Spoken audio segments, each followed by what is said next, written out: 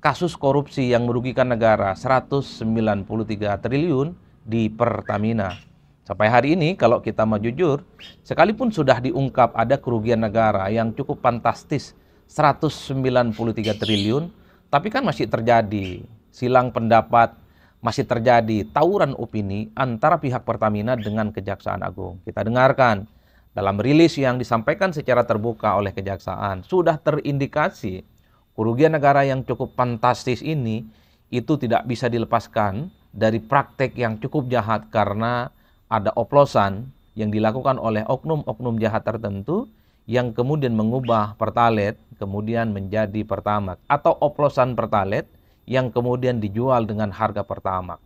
Per hari ini Kejaksaan Agung mengindikasikan itu adalah sebagai sebuah temuan yang kemudian sangat merugikan kita semua, baik negara ataupun seluruh rakyat Indonesia yang selama ini pastinya merasa dirugikan, merasa dibohongi, dan tentu saja merasa didolimi.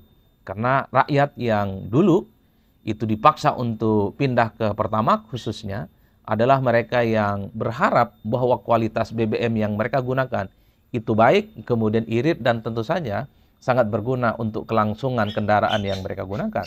Tapi pengungkapan yang dilakukan oleh Kejaksaan Agung ini tentu cukup mengagetkan karena yang digunakan oleh Pertamax itu tidak lebih dari sekedar oplosan yang dilakukan oleh oknum-oknum yang tidak bertanggung jawab. Tapi pada saat yang bersamaan, coba kita dengarkan pernyataan-pernyataan dari pihak Pertamina, baik yang dilakukan secara terbuka ataupun hasil RDP, rapat dengar pendapat dengan kawan-kawan DPR, mereka membantah bahwa tidak ada ceritanya oplosan. Tidak ada yang kemudian misalnya bahan yang Pertalite diubah, diakal-akalin menjadi barang Pertamax. Mereka itu hanya mengatakan bahwa ada memang penambahan yang disebut dengan aditif yang tujuannya adalah untuk meningkatkan value ataupun kualitas BBM mereka sehingga kualitasnya itu bisa kompetitif dan baik untuk kendaraan. Istilah-istilah aditif itu sebenarnya adalah istilah elit dan tidak semua orang bisa memahami itu. Tapi secara prinsip ya, pihak Pertamina itu ingin mengatakan bahwa mereka tidak melakukan oplosan seperti yang kemudian disangkalkan atau tidak melakukan praktek-praktek jahat oplosan seperti yang dituduhkan oleh Kejaksaan Agung yang sudah melalui pengungkapan yang merugikan negara itu. Dalam konteks ini menurut saya ke depan harus segera digelar perkara sebenarnya yang terjadi pada hari ini soal kerugian negara kita. Betul tidak ini ada oplosan gitu ya. Ini barangnya Pertalite tapi kemudian dijual dengan kualitas Pertamax.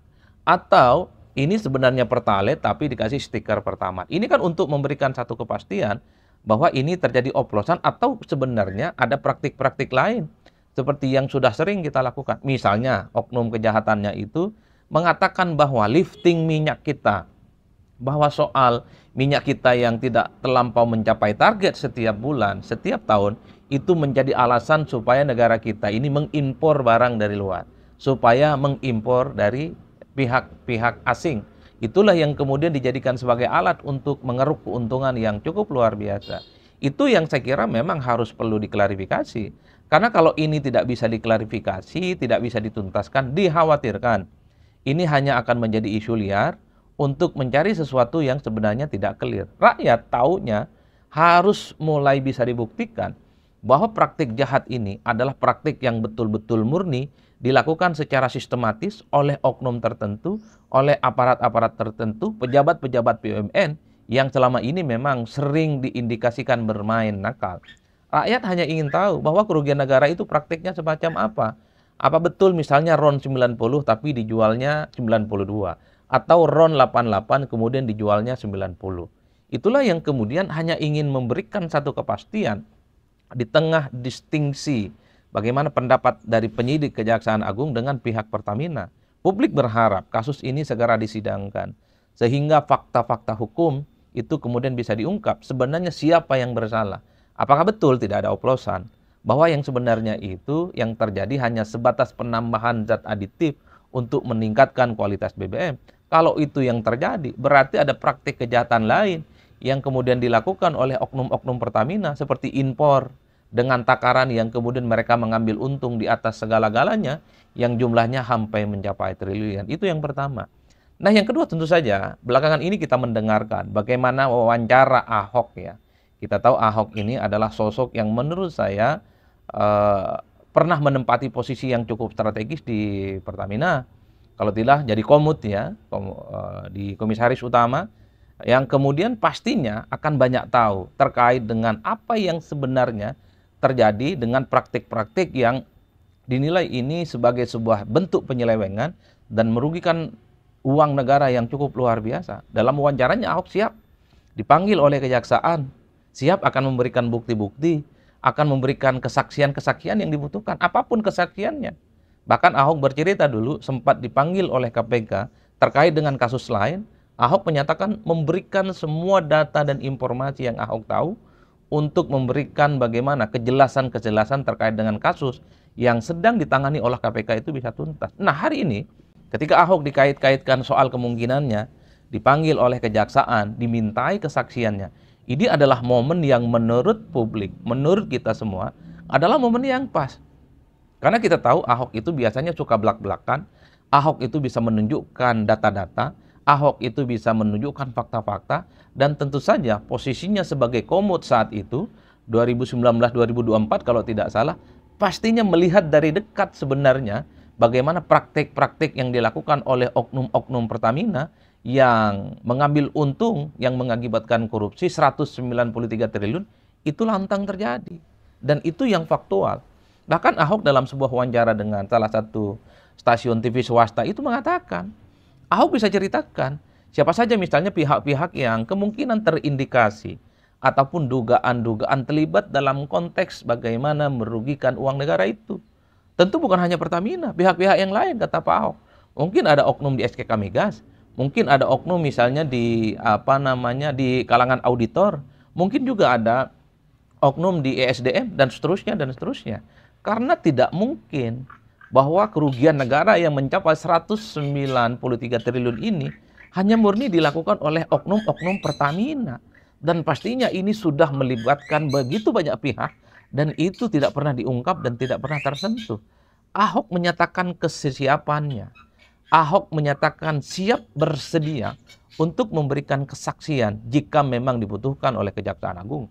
Potongan-potongan video Ahok yang dilakukan wawancara dengan salah satu stasiun TV swasta itu kan diamplifikasi. Banyak yang kemudian bertanya-tanya, dulu Ahok ketika kasus ini posisinya strategis di Komut.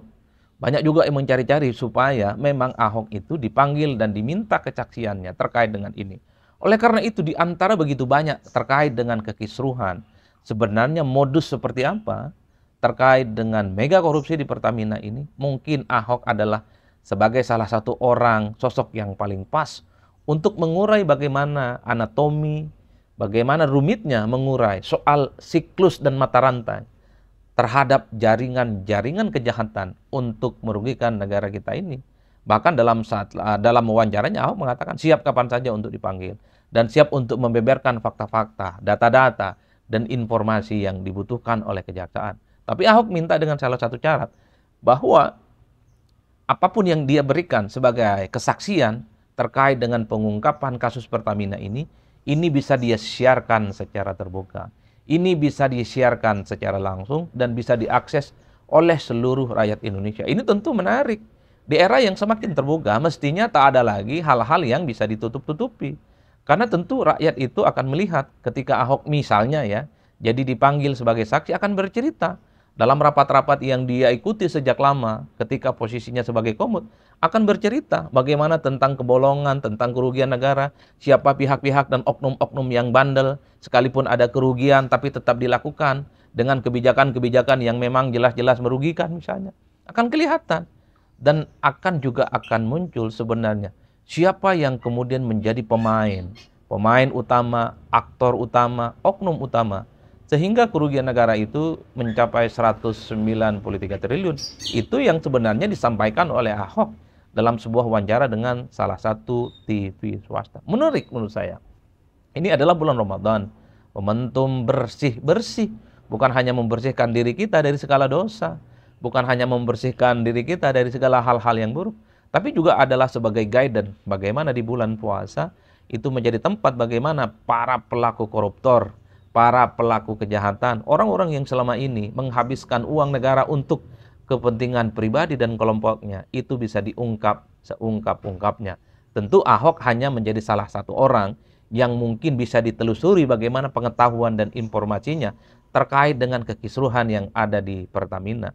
Mungkin akan begitu banyak pihak-pihak yang lain yang mestinya juga akan diungkap, akan dimintai keterangan dan pendapatnya terkait dengan uang negara yang sudah jelas-jelas ini cukup takjub dan cukup melukai perasaan yang ada di seluruh Indonesia.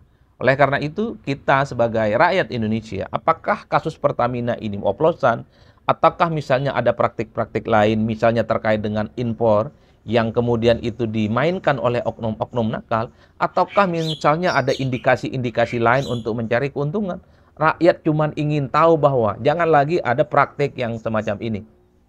Yang kedua, ungkap siapa aktor-aktor kunci, aktor-aktor yang selama ini tidak pernah tersentuh, tidak pernah bisa diungkap, supaya kasus seperti ini tidak bisa terulang. Ini peristiwa lama dan peristiwa panjang, dan agak nggak masuk akal kalau semua orang itu seakan-akan tidak tahu.